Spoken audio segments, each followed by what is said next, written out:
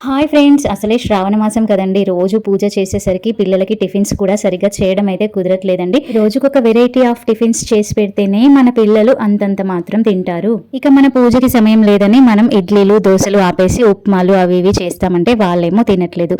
అందుకు అని చెప్పేసి ఈ అటుకులు అయితే ఈరోజు పోపేస్తున్నానండి.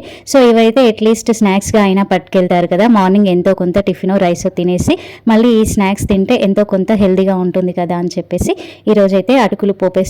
ఉన్న పెద్ద గిన్నెలన్నీ ఏమో ఇక్కడ స్పేస్ లేదని చెప్పేసి మూట కట్టేసి పైన పెట్టేశాము. సో తీమందామంటే టైంకి మా బావ కూడా లేరు.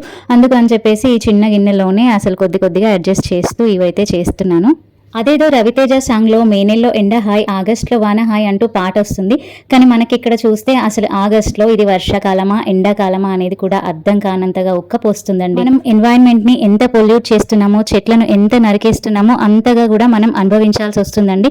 ఇంకా మన ఫ్యూచర్ జనరేషన్ అంటే మన పిల్లలే అండి. మన సిచ్యువేషన్ ఇట్లా ఉంటే ఇంకా మన పిల్లల సిచ్యువేషన్స్ ఎలా ఉంటాయో, ఎన్వైరన్మెంట్ ఎలా ఉంటుందో తలుచుకుంటేనే భయం వేస్తుంది.